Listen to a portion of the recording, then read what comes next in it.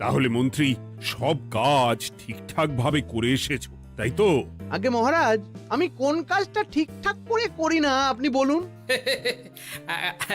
আমি শুধু আপনাকে ওই কোষাগার থেকে মোহর সরানোর কাজটাই খুব ভালোভাবে করতে দেখেছি মন্ত্রী মশাই। আর বাকি সব কাজে তো আপনি লবডঙ্কা। গোপাল, মুখ সামলে কথা বলো, হ্যাঁ? বেশি বাড়াবাড়ি করো না। কি বলতে চাইছেন মন্ত্রী মশাই?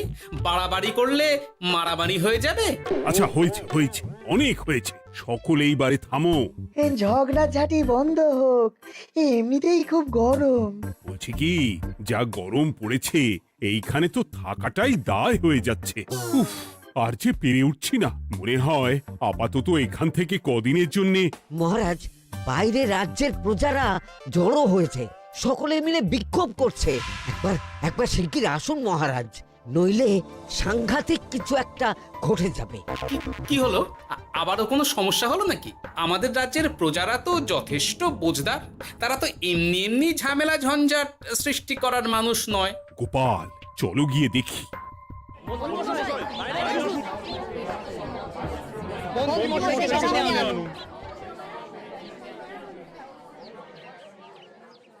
কি ব্যাপার, তোমাদের কি সমস্যা হয়েছে?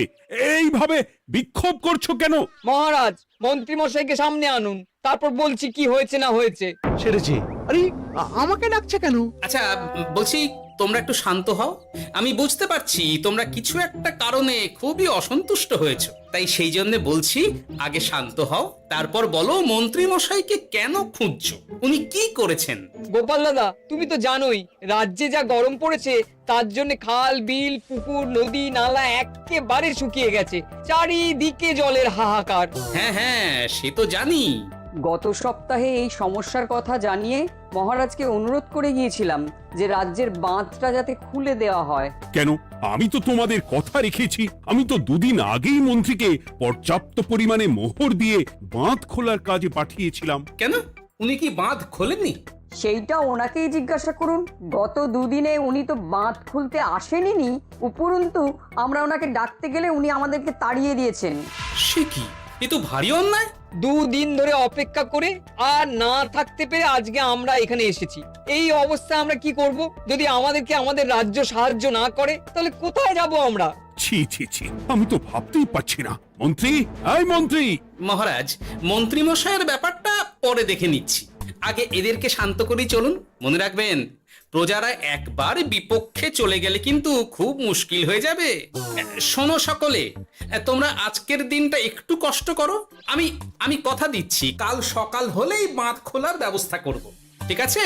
ঠিক কথা বলেছো তো গোপাল দাদা। দাদা বলে যখন ডাকো, তখন দেখো এই দাদা তার ভাইদের কিছুতেই নিরাশ করবে না। শুধু আজকের দিনটা একটু চেয়ে নিচ্ছি, ব্যাস।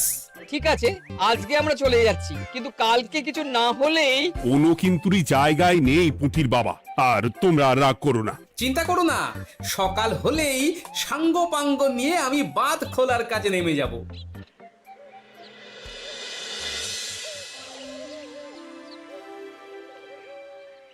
ছি ছি মন্ত্রী, তুমি এইভাবে আমায় মিথ্যে বললে।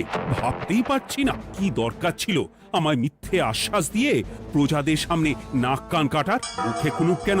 উত্তর দাও। না মানে, আমার শরীরটা ঠিক ভালো ছিল না, তাই বাড়ি থেকে বেরোতে পারিনি। বলছি কি, শরীর খারাপ থাকলে রাজসভায় খবর দিতে পারতেন, আমরা কেউ দায়িত্বটা পালন করতাম, কি আছে? সমস্ত মোহরগুলো ত্যাগস্থ করে ঘাপটি মারলেন ঘরে।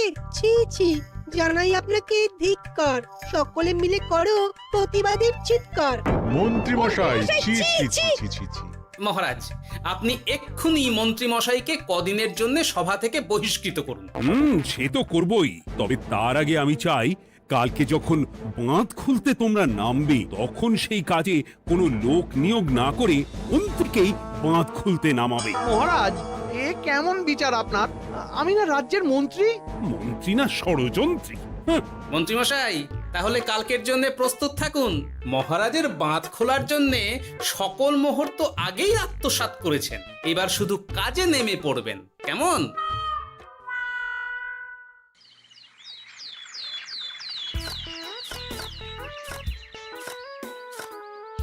ওহ গোপাল, এইবারে ছেড়ে দাও, আর পাচ্ছি না। এত সহজে হাল ছাড়লে হবে বলুন? এই কে আছো? ওই শাবল কোদালগুলো দাও, আমি এদিকটায় খুঁচিয়ে দিই। সভাকবি, বিজ্ঞানী, এসো এসো এসো, হাত লাগাও। সবে মিলে করি কাজ, বাঁধ খোলা হবে আজ। বাঁধ খোলা হবে আজ, মন দিয়ে করো কাজ। একদম, হাত লাগাও, জোর লাগাও। গোপাল দাদা, সভাকবি, বিজ্ঞানী দাদা আর আর বাকি দাদা ভাইরা আসুন আসুন, সকলে একটু শরবত খান। আমাকেও একটু শরবত দাও। মোহরগুলো খেয়েও তৃষ্ণা মেটেনি বুঝি? হুম হুম। বাঁধ এক্ষুনি খুলবে, প্রজাদের সব জ্বালা জুড়োবে। বাঁধ খুলে গেছে। আমাকে বাঁচাও, আমাকে বাঁচাও। কোনো সময় ভুল করলে নিজেই সেই ভুল শুধরে আবার ফিরতে হয়। আপনিও তাই করুন মন্ত্রী মশাই, নিজে নিজেই উঠে আসুন। চলো সকলে। গোপাল, তুমি তোমার সাথীদের নিয়ে যা করলে সত্যি ভাবাই যায় না। মহারাজ, নিজেদের রাজ্যের সমস্যায় নিজেরাই কোমর বেঁধে নেমে সমস্যার সমাধান করেছি, পরিস্থিতি মোকাবিলা করেছি। এর জন্যে আপনি এমন করে বলবেন না। ওহ, তোমরা না থাকলে যে কি হতো। মহারাজ, আমরা আছি তো, এত ভাববেন না আপনি। আপনি বরং আমাদের সকলের জন্য কিছু খাবারের ব্যবস্থা করুন, খুব খিদে পেয়ে গেছে। হ্যাঁ নিশ্চয়ই নিশ্চয়ই, তোমরা সকলে ভিতরে এসো, হাত পা ধুয়ে নাও, ততক্ষণে আমি রানীকে আহারের ব্যবস্থা করতে বলছি।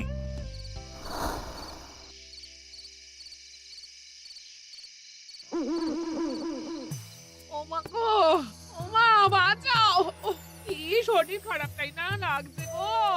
একে গিন্নি, বাবারে, কি হয়েছেটা কি?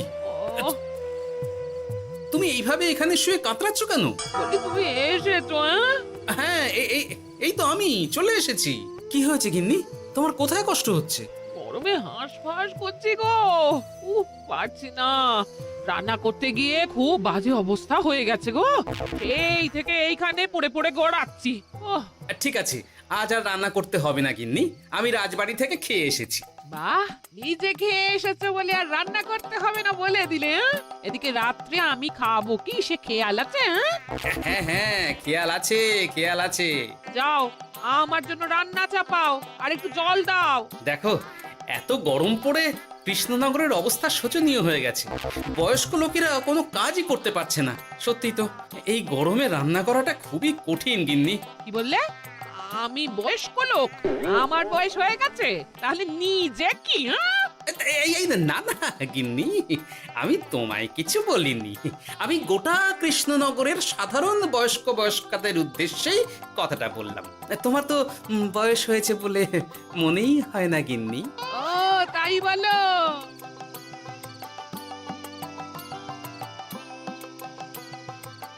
নাও গিন্নি, জল নাও, আজ না হয় আমি রান্না করব।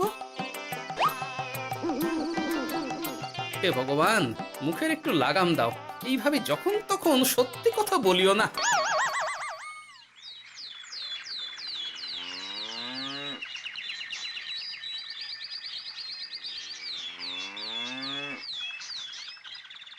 গোপাল দাদা, ও গোপাল দাদা, একবারটি বাইরে এসো, মহারাজ জরুরি তলব করেছেন। আবার কি হলো গোপাল দাদা, গিন্নি? একবার ও বাইরে গোপাল গিয়ে দাদা। দেখে আসি, বুঝলে? পেয়াদা এসে অনেকক্ষণ থেকে ডাকছে। গোপাল দাদা, আচ্ছা গিয়ে গোপাল দেখো। দাদা। ও গোপাল দাদা, গোপাল দাদা, ও গোপাল দাদা, আরে তুমি এক্ষুনি একবার প্রাসাদে চলো, রানীমার খুব শরীর খারাপ করেছে, মহারাজ তোমাকে খবর দিতে বললেন। ঠিক আছে, তুমি যাও, আমি আসছি।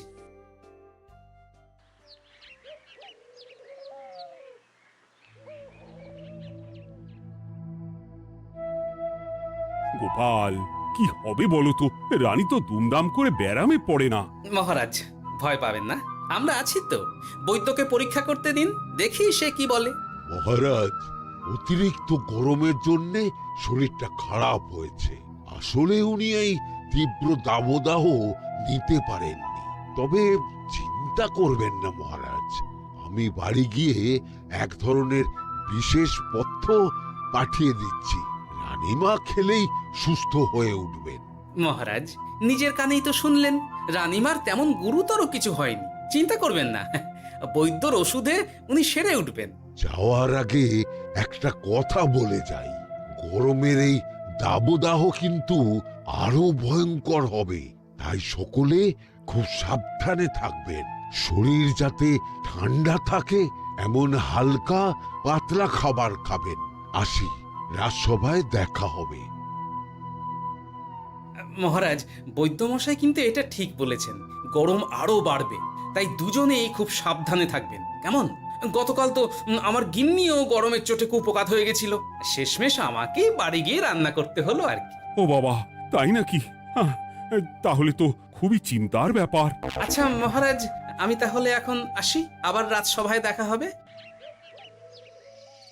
এই গরমে আর এখানে থাকতে পারছি না, বলছি কদিনের জন্য না একটু অন্য কোথাও গেলে হয় না গো? গিন্নি, এই গরমে ঘরেই থাকো, অন্য কোথাও যাওয়ার মোটে নাম করো না। বাইরে বেরোতে গিয়ে যদি কোনোভাবে গরম হাওয়া শরীরে লেগে যায় তাহলে বিপত্তির আর শেষ থাকবে না গিন্নি। কিন্তু এখানেও তো যা গরম পড়েছে, পচে গলে মরে যাই আর কি। উফ গিন্নি, দয়া করে এইসব বাজে কথা বলা বন্ধ করো তো, আমার আয়ু থেকেও তোমার আয়ু দীর্ঘ হোক। বাহ, তুমি এসব কথা কোথা থেকে শিখলে গো? হুম? এই তো তোমার থেকে আর কি। গোপাল, গোপাল, রাজ্যের অবস্থা খুবই বেহাল। এই সবই আমাদের পোড়া কপাল। আরে সভা কবি, কি হয়েছে? তোমাকে দেখে তো মনে হচ্ছে তুমি কিছু... বিজ্ঞানী মহারাজ দুজনেই অজ্ঞান, ঘটি ঘটি জল ঢেলেও ফেরাতে পারেনি তাদের জ্ঞান। কি বলছো কি? তা তুমি এই ব্যাপারটা জানলে কি করে? গিয়েছিলাম একটু আগে বিজ্ঞানীর বাড়ি, গিয়ে দেখি লোকজনের ভিড় সারি সারি। সে কি?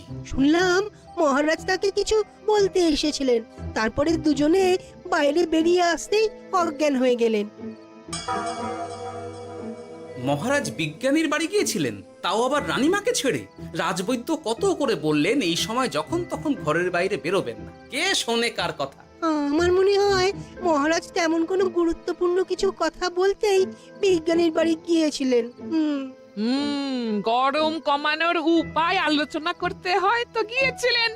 আমাদের মহারাজ তো নিজের চোখেই দেখেছেন এই তীব্র গরমের চোটে রাজ্যের কি অবস্থা, কি অবস্থা। ঠিক বলেছো গিন্নি, আমার এই কথাটা তো মাথাতেই আসেনি। ধন্যবাদ গিন্নি, অসংখ্য ধন্যবাদ তোমায়। আমায় পরে ধন্যবাদ জানিও। হ্যাঁ, এখন আর দেরি না করে বৈদ্য মশাইকে সঙ্গে নিয়ে বিজ্ঞানী মশাইয়ের বাড়ি যাও। হ্যাঁ,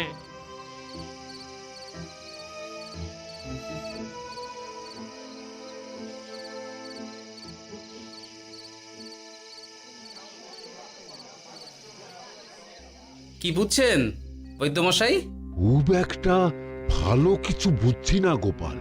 দেখো, সত্যি বলতে ওই কৃষ্ণনগরের অবস্থা খুবই বাজে, তাই এখানকার মানুষেরা একে একে অসুস্থ হয়ে পড়ছে। বাইরের অবস্থাটাও তো ভালো নয়, বুঝতেই পারছো। এখন সান্ধ্যকালীন হাওয়াতেও গরমের তাত রয়েছে।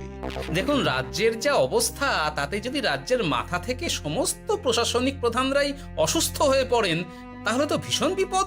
সে তো বটেই, এই জন্যেই আমি বলি কি, মহারাজ সহ সকল সভাসদেরা এই রাজ্য ছেড়ে কদিনের জন্য পাহাড়ি কোনো এক জায়গায় গিয়ে থাকুন, পরিবার নিয়েই যান। দেখুন, আগে নিজেরা বাঁচলে তবে তো রাজ্যবাসীকে ভালো রাখতে পারবেন, তাই না? কথাটা কিন্তু মন্দ বলেনি বৈদ্য। গোপাল, এই গোপাল, তুমি পাহাড়ে যাওয়ার ব্যবস্থা করো।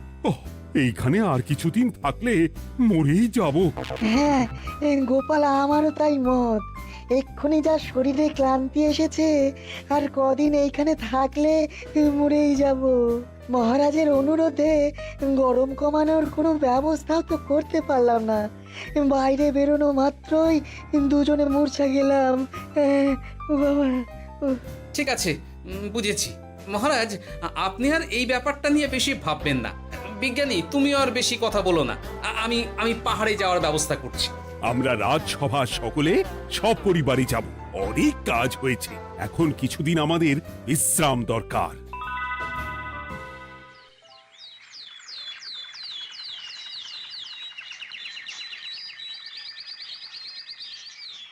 এ কি গোপাল, মন্ত্রীকেও তুমি আমাদের সঙ্গে নিয়ে যাচ্ছ? আহ, তুমি কি সব ভুলে গেছো? মহারাজ, আপনি খামোখা উত্তেজিত হবেন না। আপনার শরীরটা কিন্তু ভালো নেই। আর মহারাজ, আপনার রাজ্যে বাস করে আপনার থেকেই শিখেছি বিপদের দিনে পরম শত্রুকেও দূরে ঠেলতে নেই। গোপাল এটা ঠিক কথাই বলেছে। যতই হোক, উনি তো আমাদের মন্ত্রী, তাই এই বিপদের দিনে ওনাকে ফেলে যায় কি করে বলুন তো? সত্যি গোপাল, তোমার তুলনা নেই। ঠং, সবই নাম কেনার চেষ্টা। গোপাল, চলো এইবারে রওনা দিই। বলছি, খাবার দাবার আর জলের কলসিগুলো উঠেছো তো? হ্যাঁ, খাবারের পাত্রগুলো আপনার জিম্মায় থাকবে, আর জলের কলসিগুলো আমি সামলাবো।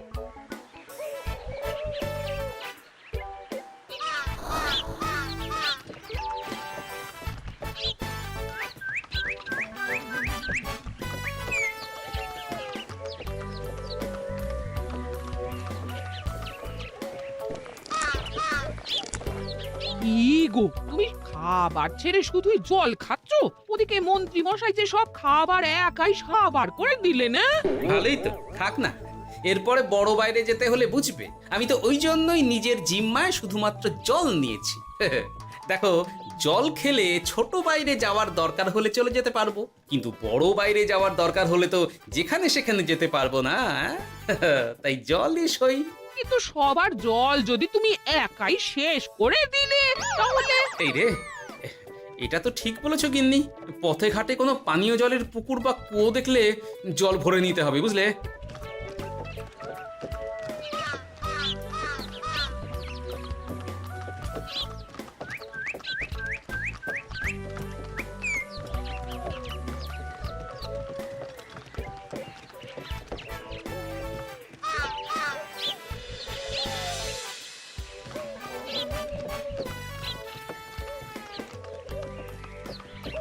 সকলে আসুন, দেখুন দেখুন মহারাজ আমার মূর্ছা গিয়েছেন। আসুন। সে কি, কৃষ্ণনগর পেরিয়ে এসেছি, এখন এই অচেনা অজানা জায়গায় এসে মূর্ছা গেলেন? গিনি, চলো তো শিগগির গিয়ে দেখি। কেউ ঘাবড়াবেন না, মহারাজের শরীরটা আসলে খুব দুর্বল ছিল তো, তাই মূর্ছা গিয়েছেন। তবে চিন্তার কিছু নেই, আমি এক ধরনের পথ্য দিচ্ছি, এটা খেলেই উনি আবার সুস্থ হয়ে যাবেন। ঠিক আছে বৈদ্য মশাই, আপনি তাহলে যত তাড়াতাড়ি সম্ভব পথ্যটা তৈরি করুন। হ্যাঁ, আমার এই পথ্যটা তৈরি করার জন্যে একটু জলের প্রয়োজন। একটু জলের ব্যবস্থা করুন তো। এ মা, বলি গাড়িতে যে এক ফোঁটাও জল নেই গো, কি হবে? এই গোপাল, তুমি একাই সব জল খেয়ে বসে আছো? হ্যাঁ গোপাল, এখন এসব বাদ দাও, চলো একটু জলের ব্যবস্থা করি। হ্যাঁ, খানাখন্দ, খাল, বিল, নদী, সমুদ্র, যেখান থেকে পারো জল নিয়ে এসো। জল ছাড়া এই পথ্য বানানো অসম্ভব। গোপাল, এ কি করা যায় বলো? দাঁড়াও, আমি একটু ছোট বাইরে থেকে ঘুরে আসছি। হ্যাঁ, খুব জোরে বেগ আসছে, ত্যাগ না করতে পারলে বুদ্ধি খুলবে না।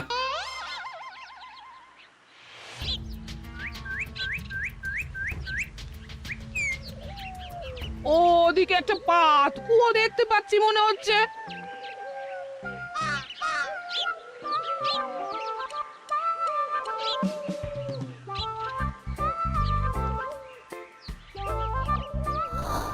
জল কোথা থেকে পাবো?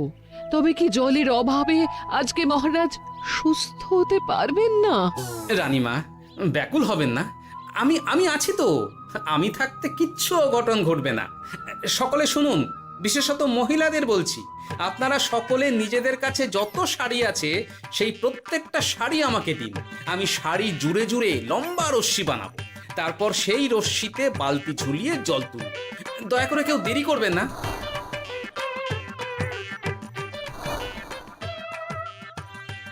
এই নাও আমার 5খানা শাড়ি। হ্যাঁ, এই নাও আমার 10খানা শাড়ি। আমি বাবা আমার লতা পাতা মিনি করা শাড়িগুলো দেব না। যা পারো করো, আমি বড় বাইরেতে যাচ্ছি। ওমা, বিপদের দিনে শাড়ি দেবে না? গায়ের জোরে নিয়ে আসবো। হ্যাঁ,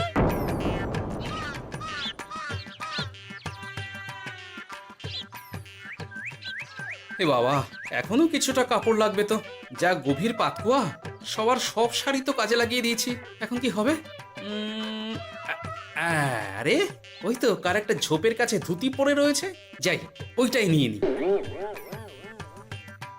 এই গোপাল গোপাল, আরে করো কি, ওটা তো আমার ধুতি।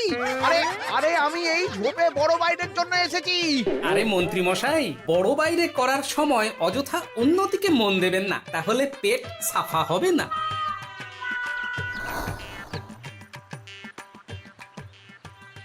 গোপাল, তুমি ছিলে বলে এই যাত্রাতে রক্ষা পেলাম। ভগবান তোমাদের অনেক অনেক মঙ্গল করুক। এই দেখো না, ওরা না আমার লতা পাতা আঁকা শাড়িগুলো নিয়ে নিয়েছে। এই দূর তোমার শাড়ির লতা পাতা, আমি নিজেই জড়িয়েছি বড় বড় ঘাস পাতা। চুল করছে রে, দূর ছাতা, দূর ছাতা। হাসির রাজা, জ্ঞানের রাজা, রসিক রাজা।